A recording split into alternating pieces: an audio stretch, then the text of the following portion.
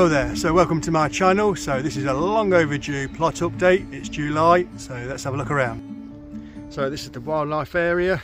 It's quite overgrown, as you can see. Nice clean pond, got the solar fountain there. What I'm disappointed about is this bit here. So this was supposed to be the wildflower area. I've sown loads and loads of seeds from seed ball and other packs as well.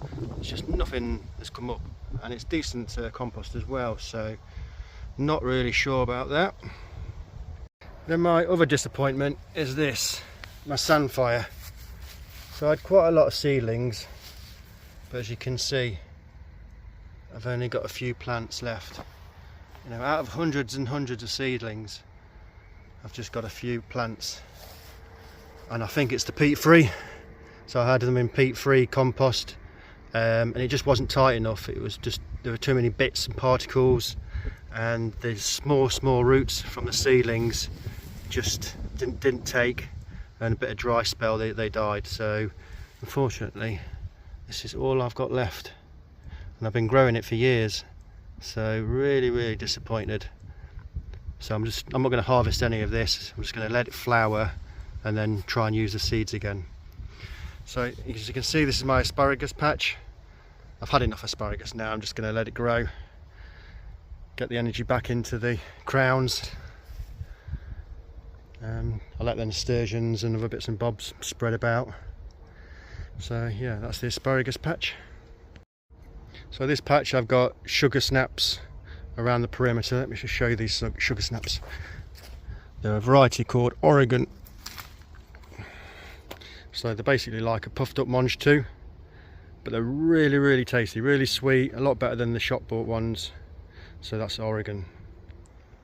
So I had my strawberries in the middle here. They've all gone now. The red you can see are the decoy pebbles that I put in. And then around the arches I've got black currants, which I planted from sticks in winter, so they won't produce anything until next year. And then I've got cucumbers, so market more. They're a really good outside variety. And then I've got gherkins, which I've already harvested a few around here at the front. So yeah, this is my sweet corn variety. Is incredible. So I've already got some tassels coming on. How many plants did I have? I think it was about 114. I've got 30 at home as well, so plenty of sweet corn this year. It's all doing well. I gave a good mulch of find the space, well rotted manure the other day, so beats a feed.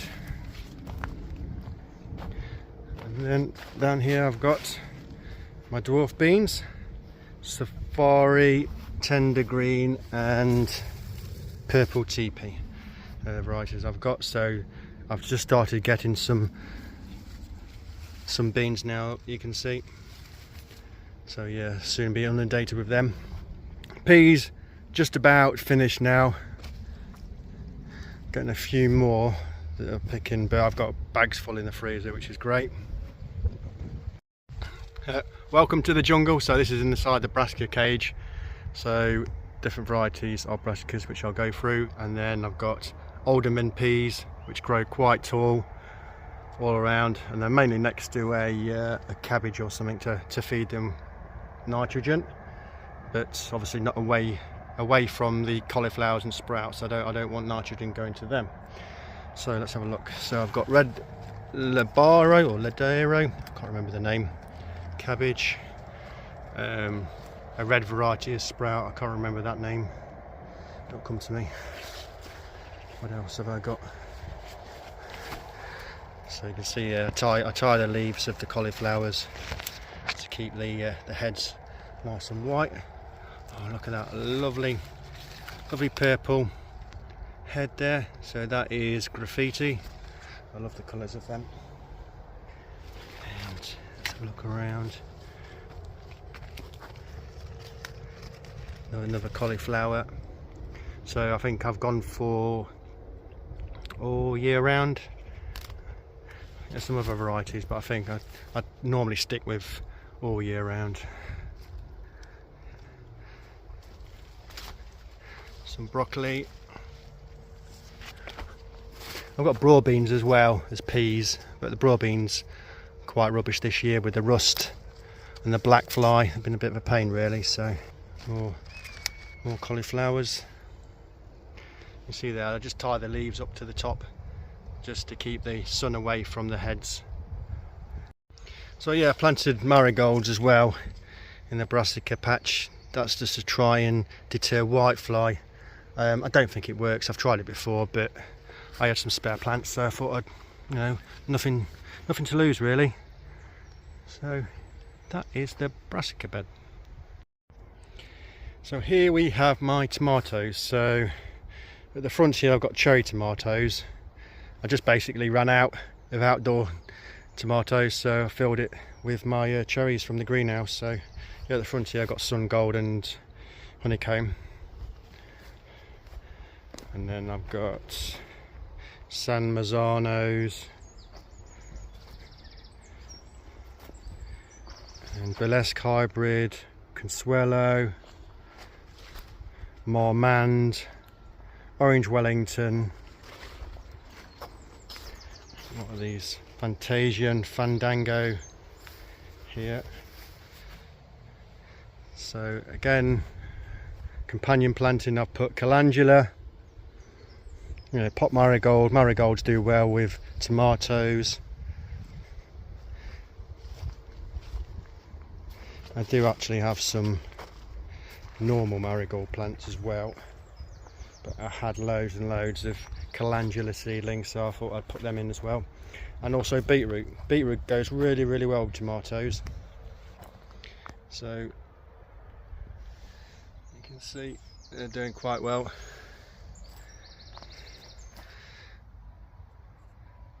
So I'm going to make lots and lots of passata this year, hopefully. I'm expecting blight. Blight normally sweeps across the allotment quite fast, and I normally combat it with stripping the tomatoes just so you've got your stem and your fruit. I spray it with bicarb, soda and aspirin, dispersible aspirin, and that normally slows it down. It doesn't stop it completely, but it does slow it down and allows the fruit to ripen. So yeah, that's a tip for blight. And then the courgettes. So I've got these ball courgettes, yellows, balls. Yeah, so this is my tip for watering, because the cane marks where the roots are, and then the milk carton collects the water, and when you water straight in there, you don't lose any water. It just seeps in straight into the roots. So I really like that method. And again, I use it for my sweet potatoes, and I add some comfrey leaves inside as well for feed. So you can see sweet potatoes are doing really well. Again, I've mulched these with well rotted manure. I took the cover off just because it's been raining recently. Excuse me. So I'll be putting the cover back on because I want humidity as well as the heat. And over here I've got carrots and onions. I'm not too sure. The onions were doing well until the carrots have taken over. So on the outside, onions are doing well, but I'm betting more in the middle they're going to be struggling because they're not getting any light. So I may have to start having a look at this. Well, certainly start harvesting some carrots. And then lastly is my flower bed. Again, I made some mistakes with this, basically with sweet pea wall, and I've got my dahlias on this side, so you're not going to see it from the front, you can only see them from the back. But I did take the dahlias out last year because they were suffering from leaf gall, so I took them out, put them in the greenhouse, separated the tubers, and I potted them on. So yeah, it looks like they've survived and they're doing okay. So let's have a look at the front. So yeah, this is my flower display. I don't know what it is, but I've got a bag of seeds saying Golden Sun, and this is the second year I've planted them and sown them, and it's not golden sun at all. So I'm just gonna have to buy a new bag from a company, I think. So I've got some dwarf sunflowers, some more dahlias. So when the dahlias were first shooting up in my greenhouse, I cut some shoots, and then I propagated the shoots, and then these are the results. So you can see from the shoots they're flowering, so that's great news. So that looks like a dinner plate variety, so I'll be well happy if that is. So yeah, sweet peas, I gave them a good old clip the other day. Hopefully they'll keep on flowering. So that is July's plot update. Hope you enjoyed it, and I shall see you soon very shortly. Ta-ra.